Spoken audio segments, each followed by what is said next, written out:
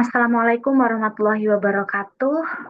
Perkenalkan, saya Sinta Nuriyah Mabubuh Royani, NIM 24031880732, perwakilan kelompok penyaji pada minggu ini mengenai mata kuliah landasan belajar fisika akan mempresentasikan sub makalah mengenai pembelajaran yang berpusat pada siswa, yaitu model belajar cooperative learning atau CL dan project based learning atau yang sering kita sebut dengan PJBL.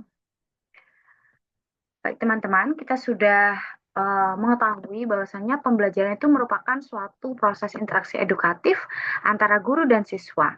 Nah, dalam suatu proses pembelajaran itu dibagi menjadi dua, di mana ketika guru menjadi center learning dan student menjadi center learning.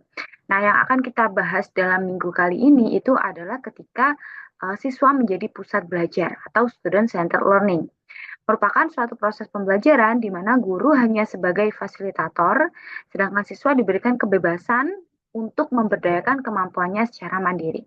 Nah, teman-teman, student centered learning ini merupakan pendekatan baru yang menjawab ketika teacher centered learning itu sudah lagi kurang maksimal dalam meningkatkan hasil belajar, keterampilan proses sains, dan sebagainya. Sehingga perlu adanya suatu pendekatan baru dengan memposisikan siswa sebagai center learning. Nah, kenapa? Karena kita ingin meningkatkan pemahaman atau meningkatkan hasil belajar pada siswa, maka sebaiknya siswa itulah yang meningkatkan kemampuan atau motivasi dalam dirinya. Sedangkan guru hanyalah sebagai fasilitator. Nah, dalam prosesnya, pendekatan pembelajaran student centered learning ini dapat diterapkan dengan berbagai model pembelajaran ya. Namun saya di sini akan menjelaskan pada dua model pembelajaran, yaitu cooperative learning atau CL dan project based learning atau PJBL.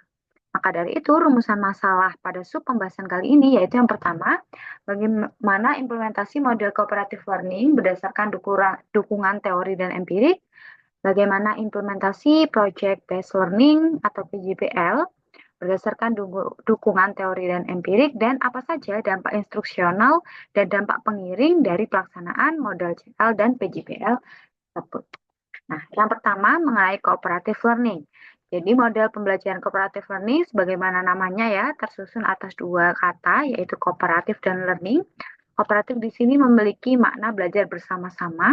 Nah, dan learning itu merupakan pembelajaran. Jadi, model pembelajaran kooperatif itu dapat dinyatakan sebagai suatu model pembelajaran dengan membentuk peserta didik dengan level prestasi yang beragam ke dalam beberapa kelompok kecil ya, sehingga mereka dapat bekerja sama atau saling membantu dalam kelompok kecil tersebut. Nah, melalui penerapan model ini di dalam pendidikan, peserta didik dapat berkolaborasi dan bekerja sama untuk memecahkan permasalahan dengan lebih tanggung jawab dan mandiri. Karena dalam cooperative learning ini nanti dibagi menjadi jenis-jenisnya, ya, akan saya jelaskan pada slide berikutnya. Nah, setelah setiap kelompok dapat memecahkan suatu permasalahan, setelah dibentuk kelompok, kemudian dalam kelompok tersebut disuruh untuk memecahkan suatu permasalahan, maka setiap kelompok tersebut kemudian berkesempatan untuk memaparkan temuannya tersebut dan solusinya kepada kelompok lain. Nah, jadi setelah diberikan suatu permasalahan, mereka mendiskusikan dengan kelompok-kelompok kecil, kemudian kelompok kecil tersebut harus mempresentasikan dan memaparkan ide atau solusi bahkan temuannya dalam kelompok lain, dalam suatu kelas. Nah, berikut merupakan jenis-jenis cooperative learning. Ada 8 jenis. Yang pertama, di situ ada Student Teams Achievement Division atau STAD. Itu merupakan suatu tipe cooperative learning di mana guru akan membagi siswa ke dalam suatu kelompok yang berisi 4-5 orang. Kemudian, siswa di sini akan saling membantu dalam prosesnya, sehingga kemudian akan melakukan tes akhir, di mana dalam tes akhir ini siswa tidak boleh lagi bekerja sama, tetapi harus bekerja secara individu. Kemudian yang kedua ada kooperatif tipe jigsaw. Nah, di sini dibagi menjadi jigsaw 1 dan 2.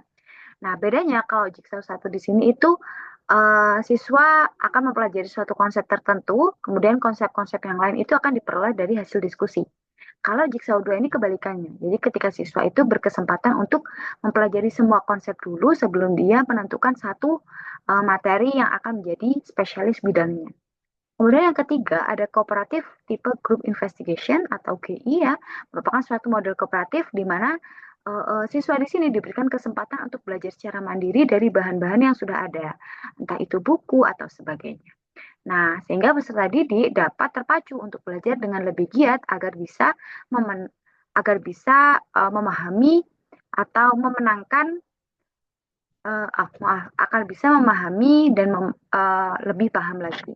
Kemudian yang keempat ada game turnamen ya, sebagaimana namanya, berarti di sini dibentuk suatu kompetisi sehingga siswa saling berlomba-lomba untuk memenangkan kompetisi tersebut. Nah, penerapan tipe game turnamen ini diharapkan siswa dapat meningkatkan kemampuan akademiknya untuk menjawab pertanyaan sehingga dapat memenangkan suatu pertandingan. Kemudian ada think, pair, share, di mana tipe ini menerapkan kebebasan pada siswa baik untuk berpikir individu ataupun kelompok untuk memecahkan dan memikirkan suatu persoalan yang kemudian dijabarkan di depan kelas. Kemudian yang keenam ada kooperatif tipe number heads together atau NHT. Berdasarkan namanya, tipe ini menerapkan penomoran dalam berpikir. Jadi, setiap individu akan dibagi untuk memahami materi tertentu berdasarkan level kognitifnya, kemudian akan dikolaborasikan dalam satu kelompok. Sehingga ketika setiap individu dalam kelompok tersebut memiliki tanggung jawab untuk memahami suatu persoalan, mereka akan belajar secara mandiri dan saling membantu rekan timnya. Kemudian yang ketujuh ada make a match ya, sebagaimana namanya make a match di sini mencocokkan atau menjodohkan jawaban yang sesuai dengan pertanyaan. Kemudian ada rotating trio exchange. Jadi dalam jenis CL yang ini siswa akan dibagi menjadi kelompok yang berisikan 3 orang, kemudian akan saling bekerja sama dan mendukung untuk mendiskusikan suatu permasalahan guna untuk memecahkannya. Kemudian ada sintaks cooperative learning. Nah, sintaks cooperative learning di sini dibagi menjadi 6. Itu ada fase 1, 2, 3, 4, 5, dan 6. Fase 1 menyajikan tujuan pembelajaran dan perangkat pembelajaran. Jadi pada fase 1 ini guru menyampaikan tujuan pembelajarannya apa saja dan menyiapkan perangkat pembelajaran serta memberi motivasi kepada siswa. Kemudian masuk pada fase kedua yaitu menyajikan informasi. Jadi guru menyajikan informasi kepada siswa, misalnya dengan cara demonstrasi atau penyajian teks. Kemudian yang ketiga, mengorganisasikan siswa dalam tim belajar. Jadi guru menjelaskan kepada para siswa bagaimana caranya membentuk tim belajar dan membantu seluruh kelompok agar transisi dari situasi kelas total menjadi kelompok berlangsung efisien dan tidak gaduh. Kemudian yang keempat, membantu kelompok tim dan kajian tim. Guru membantu tim pembelajaran selama mereka mengerjakan tugasnya. Kemudian masuk kepada fase 5, di mana melaksanakan tes berdasarkan materi kajian. Nah, guru melakukan tes terhadap hasil kerja kelompok, dan yang fase 6 memberikan penghargaan terhadap kinerja kelompok. Di mana pada tahap ini guru memberikan penghargaan baik kepada individu maupun kepada kelompok untuk mengetahui berbagai upaya dan pencapaian kinerja. Nah, dalam penerapannya, model pembelajaran cooperative learning ini memiliki 5 unsur pembelajaran yang harus diterapkan. Maka yang pertama yaitu ketergantungan positif antar individu. Ya, jadi dalam suatu kelompok antar individu di situ akan saling bergantung positif. Maksudnya akan saling bekerja sama untuk membantu satu sama lain. Kemudian karena setiap kelompok tersebut individunya dikasih tanggung jawab masing-masing, maka akan muncul tanggung jawab individu. Kemudian harus tatap muka karena kan dibentuk satu kelompok dan ada interaksi kelompok serta evaluasi proses kelompok. Kemudian selanjutnya mengenai project based learning. Model belajar project based learning sebagaimana namanya project, ya, maka dalam pembelajaran ini siswa akan bekerja secara nyata dalam memahami suatu permasalahan dan menciptakan sebuah produk atau project guna menyelesaikan permasalahan tersebut. Jadi kalau yang cooperative learning itu dibentuk beberapa kelompok, kemudian menyelesaikan suatu permasalahan. Tapi kalau project based learning ini bisa bekerja secara mandiri atau berkelompok dan outputnya nanti harus menghasilkan suatu produk yang merupakan solusi dalam menyelesaikan permasalahan tersebut. Nah, menurut Kementerian Pendidikan dan Kebudayaan pada tahun 2014, model PJBL itu adalah suatu model yang menekankan pada proyek atau kegiatan sebagai inti pembelajaran. Jadi tidak harus produk, tapi juga proyek atau kegiatan. Nah, pada awal pembelajaran, permasalahan akan diberikan kepada siswa, kemudian siswa dituntut untuk menginvestigasi dan mengakumulasikan pengetahuan berdasarkan pengalamannya, hingga kemudian melakukan aktivitas nyata dalam menyelesaikan permasalahan tersebut. Nah, dalam model pembelajaran PJBL terdapat beberapa sintaks, yaitu yang pertama ada pertanyaan mendasar. Kalau pada pertanyaan mendasar ini guru menyampaikan topik, kemudian siswa mengajukan pertanyaan mendasar apa yang harus dilakukan. Kemudian untuk mendesain produknya, guru memastikan bahwa setiap siswa itu memilih dan mengetahui prosedur dari pembuatan proyek. Nah, sedangkan siswanya akan berdiskusi menyusun rencana proyek apa yang akan mereka kerjakan. Kemudian menyusun jadwal pembuatan setelah mengetahui apa yang akan dibuat, siswa harus menyusun pada minggu pertama harus menyelesaikan apa, kedua apa, dan selanjutnya. Kemudian yang keempat ada monitoring keaktifan dan perkembangan proyek. Tentu saja dalam proses pembuatan proyeknya, di sini guru harus memantau keaktifan siswa selama membuat atau membangun suatu proyek tersebut. Kemudian harus diuji hasil. Jadi proyeknya tidak serta-merta jadi kemudian diterima, tapi harus diuji dulu. Berdiskusi tentang prototipe proyek, memantau keterlibatan peserta didik, dan mengukur ketercapaian standar, hingga pada akhirnya akan melakukan evaluasi pengalaman belajar. Jadi guru di sini membimbing proses pemaparan proyek, menanggapi hasil, dan kemudian merefleksi atau menyimpulkan. Nah, dalam PJBL, menurut Krejcik dan Blumenfeld dalam John Wiesenthal tahun 2016 menyebutkan bahwasannya terdapat 5 karakteristik dalam pembelajaran model PJBL, yaitu yang pertama harus ada pertanyaan yang mendorong agar siswa tersebut berpikir apa produk atau solusi yang bisa dihasilkan untuk memecahkan atau menyelesaikan suatu permasalahan. Kemudian penyelidikan autentik. Nah, setelah tahu apa yang harus dilakukan, siswa harus menyelidiki apa saja yang perlu difahami, apa saja yang perlu dilakukan. Dan tentunya dalam pelaksanaan proyek tersebut ada kolaborasi antar individu.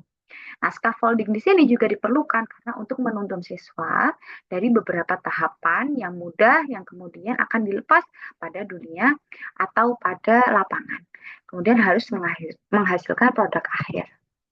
Nah, dari pelaksanaan model belajar cooperative learning dan project-based learning terdapat dampak instruksional dan dampak pengiring. Apa bedanya? Jadi kalau dampak instruksional itu lebih kepada dampak yang langsung dirasakan oleh peserta didik setelah pembelajaran. Contohnya keterampilan berpikir, pemahaman konsep, kemampuan pemecahan masalah, atau keterampilan akademik lainnya, mengarah pada akademik atau kognitif. Sedangkan kalau dampak pengiring di sini itu adalah output tambahan yang diperoleh dari model yang telah dilaksanakan. Contohnya kemampuan bekerja sama, tanggung jawab, kemandirian, empati, percaya diri, dan kemampuan atau skill afektif dan psikomotor lainnya. Maka dari itu, berdasarkan scientific approach model atau model saintifik ya di sini ketika dampak instruksional itu dia masuk pada kompetensi dasar KD2 dan KD4 di mana di situ ada pengetahuan dan penerapan pengetahuan.